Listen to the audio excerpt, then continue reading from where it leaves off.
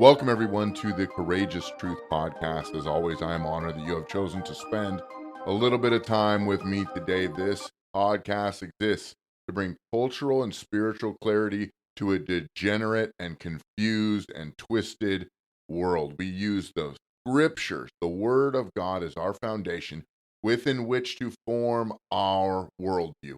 And I think that that is the best and strongest anchor to make sure that we are not dissuaded by the things and the lies of culture. I want to talk about something interesting today. And this is something that over the past 5 or 10 years has really been up for a major debate, which is unfortunate. I want to talk about the difference between a democracy and a republic and why those two are close knit, but why they couldn't be more further from reality. In the fact that we as America are a constitutional republic, and we hear more and more that we are a democracy, and that is becoming a talking point with politicians. And if politicians typically are pushing a narrative, or if they're trying to hijack language, we need to pay attention and understand that they're truly not on our side.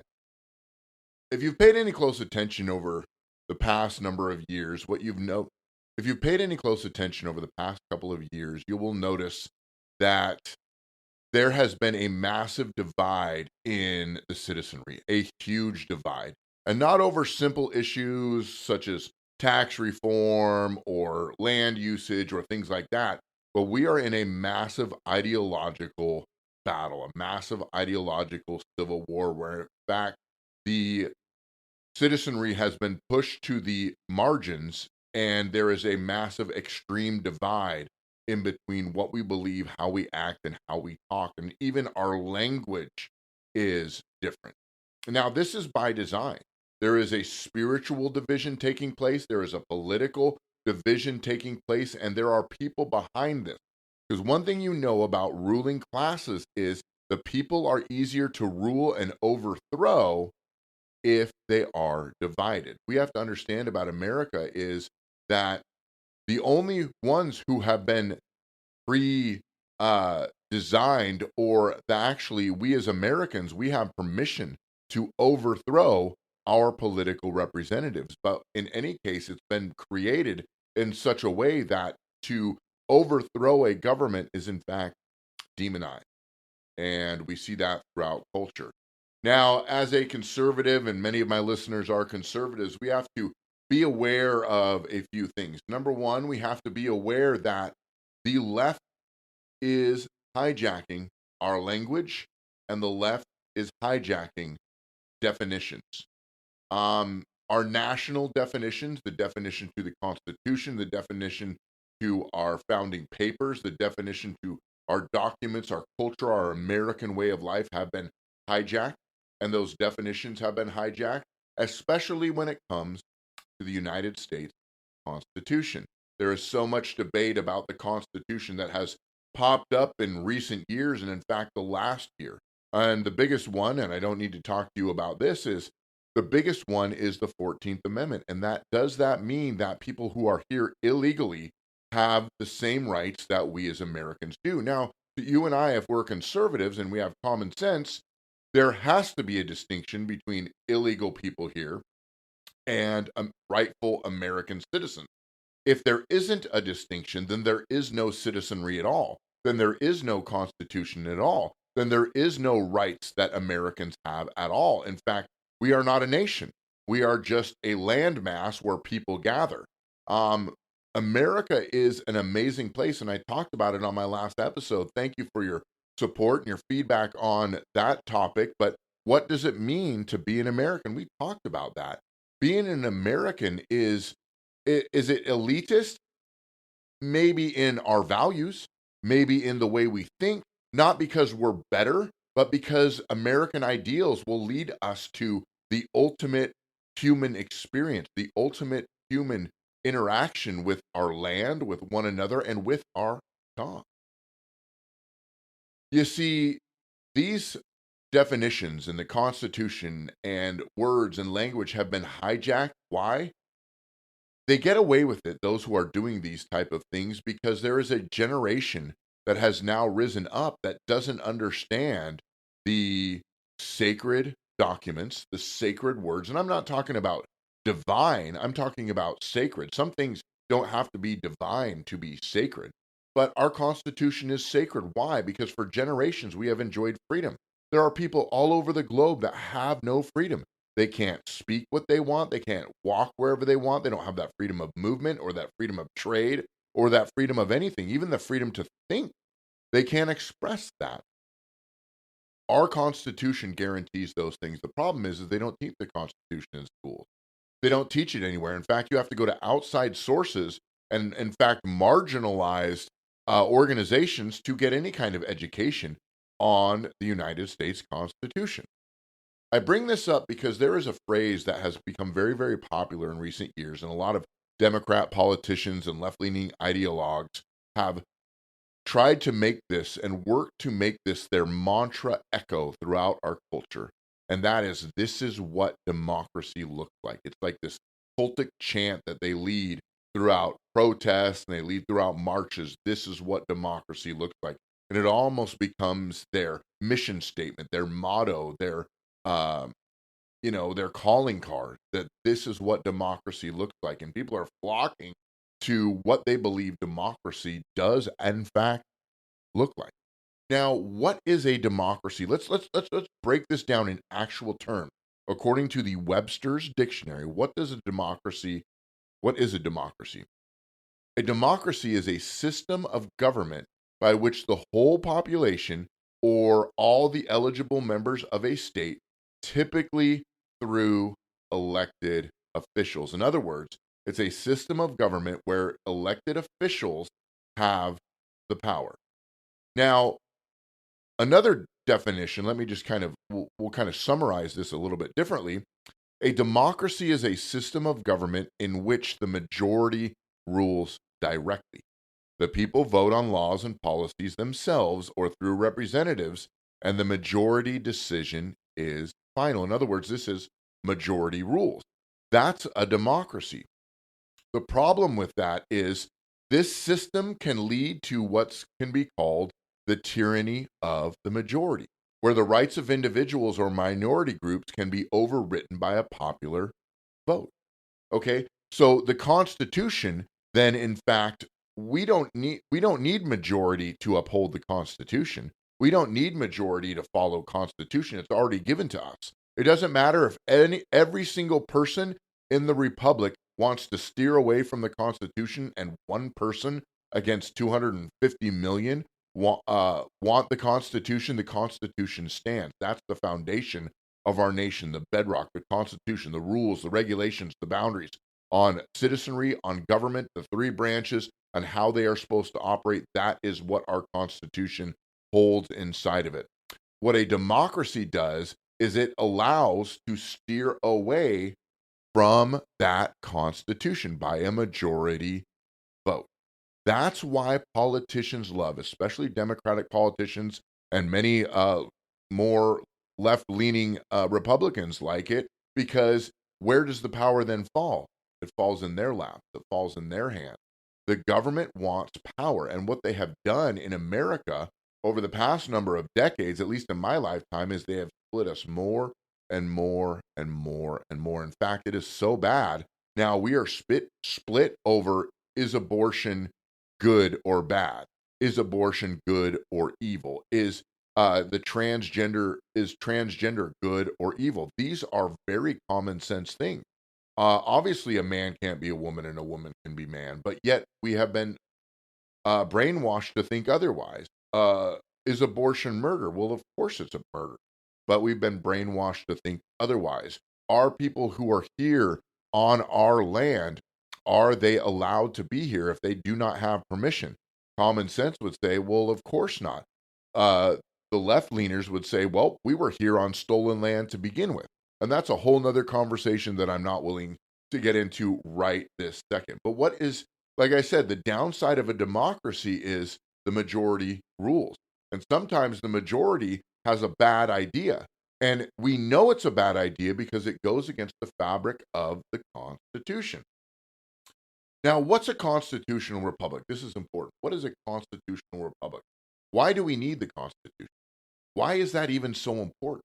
Well, that gives us, like I said before, it gives us the foundation, the boundaries, the bedrock of how our nation is supposed to operate. This is extremely important that we have the Constitution. Why? Because it protects and guarantees the freedom of the people. The problem is people don't know the Constitution. The problem is systems of government completely disregard it. We see it in the policing system many times. We see it in bureaucrats many times. We see it in fact, in my hometown. I was at a city council meeting one time. I'm not going to say what city it was, but there was the mayor of this city stood up and said, I am going to have to suspend the rights, the First Amendment, the rights of free speech on everyone who is in here. Now, that is a tyrannical statement. He is not allowed to say that word. No governing official can suspend any rights at any time for any reason. They cannot do that. Okay? The Constitution guarantees it will never be infringed. But do we know our rights? The Constitution is not really taught in public schools anyway. And if it is, it's just glanced over. Okay. How many of you were taught the Constitution in school? Probably not many of you. And if you were, it wasn't in depth. Um, we don't understand our rights. We need to understand the parameters of government involvement and responsibility. We elect officials to protect the Constitution, to protect our rights. And if any rights or any law or any policy or procedure goes against the Constitution, that law is null and void. But they have us so divided that we're fighting against one another. Meanwhile, they're getting away with all of these things. The definition of a constitutional republic is a form of government where the people elect representatives to make decisions, but those representatives and the majority itself are limited by a constitution that protects certain rights and principles, via the Second Amendment, via the First Amendment, via the Fifth Amendment, so on and so forth. The key idea of this is it's the rule of law. The Constitution is the highest law of the land, not what majority wants. So you can see as you analyze that a democracy and a constitutional republic are extremely different. Even if most voters wanted to restrict free speech, the Constitution prohibits that and makes it illegal. The courts can strike down such a law as unconstitutional. You get into hate speech. Okay, just because you hate the speech doesn't mean that it's hate speech. Okay, you can't say certain things. Now, we don't need policy to do that. There's certain things that you should not say in public and you shouldn't say to people, but we don't need the government to create punishments around anybody who's breaking these laws that they're trying to make to kind of referee our speech. Okay, there's common courtesy as an American that would say that's higher than a law. We don't need to be babysat as human beings. How do these two collide? How does a democracy, excuse me, and a constitutional republic, how do they work together and how do they collide? Now, the democratic process, very simply put, is a political avenue in which we exercise our republic.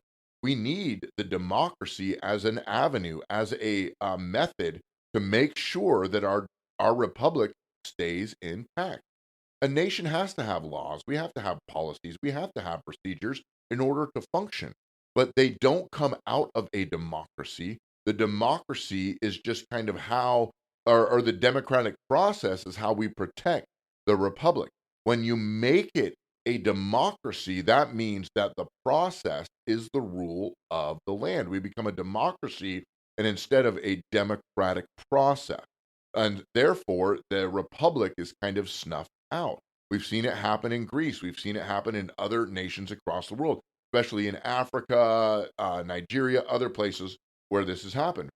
A democracy can and will be used to strip the Constitution and the Republic's right away so that a majority can rule. We see that in the state of Washington. The majority rules, and the Constitution we see getting weaker and weaker. Our free speech, we see our rights to bear arms. Why do we need a right to bear arms? To overthrow the government that is restricting our republic and restricting our constitutional right. Divide and conquer. That is what a democracy needs in order to thrive. And if you look at America, we have been divided.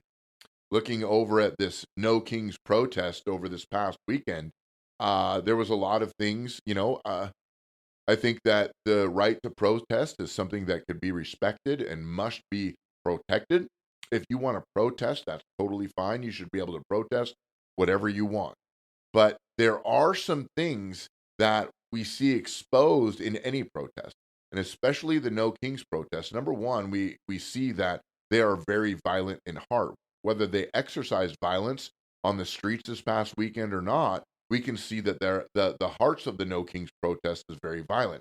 We see people beating up Donald Trump dolls, and we see little children holding up signs that say "kill Nazis" and all these different things.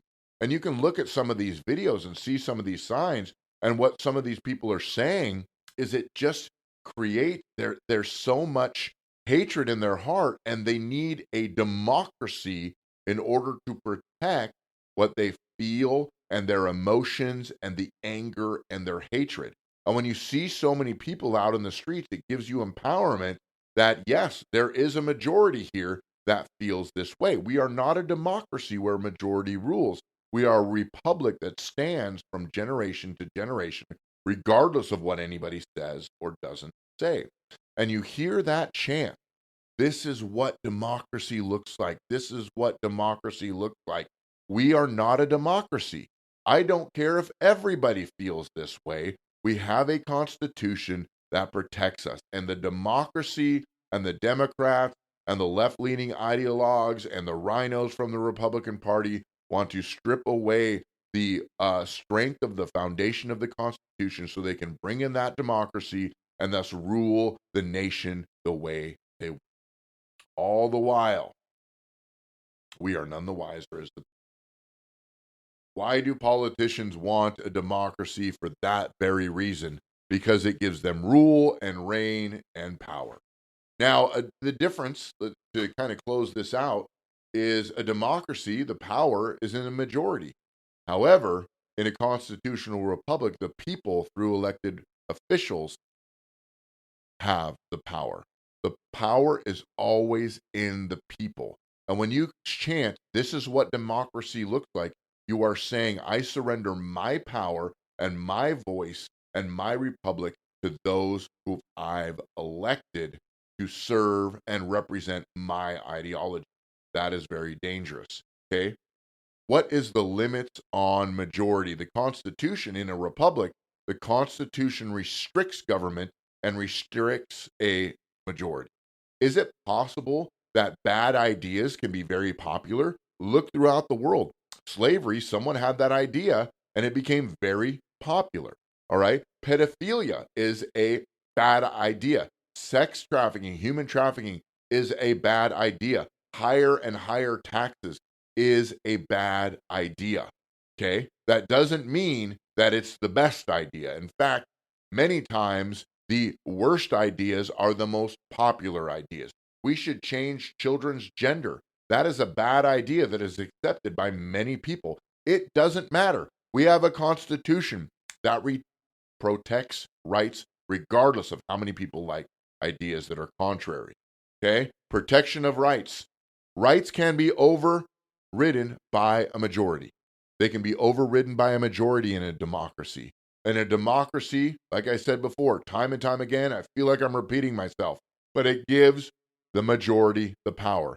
In a constitution, we have already been guaranteed rights from the moment of our birth to the moment of our passing, that we have these rights and they will be protected regardless if anybody and the majority likes them or decides them. So I hope what this does is brings clarity between a democracy and a constitution. They are two very different things. We have to protect our republic, and we cannot buy into the hijacked language and the hijacked definition that would say a democracy is what we are. We couldn't be any less a democracy. A democracy is something that keeps the power in the officials and the bureaucrats and politicians. And we just have to sit back and hope they do the right thing. But in a republic, we are the ones who hold the power, control the power, and never are we're not even able to relinquish it, even if we want it. So when you're out on the streets, and maybe you're an anti-Trump person, and you're out on the streets and you hear, this is what democracy looks like, this is what democracy looks like, don't fall into the deception that it is. Okay, you can hate political opponents or political officials all you want. You can protest their policies. That's fine, but you protest them because you are a republic. You don't protest them because you're a democracy. A democracy says we stand back while our officials do the protesting with their lawmakers. Okay? I live in Washington State. They love to use the term democracy because they think we're stupid enough to fall for it. But I can guarantee you this, we will not. As we close out today, many states, communities across our nation are coming into our local election primaries. It is so unbelievably important that we engage in these primaries, that we elect school board officials and legislative representatives and county council members and county auditors. This is what's important. We want to fix the things that are happening in our state, whatever's taking place. Then you need to make sure that you are voting for good people that will protect the republic and not turn this nation into a democracy, or your state or your community or wherever it is you reside. So God bless you. Thank you for tuning in to the Courageous Truth Podcast. Take these to heart. Think about, consider these things. Don't be brainwashed by politicians on both sides of the aisle that you want you to believe America is something that it's not. So God bless you. Continue to take a courageous stand for the truth, and I will see you next time.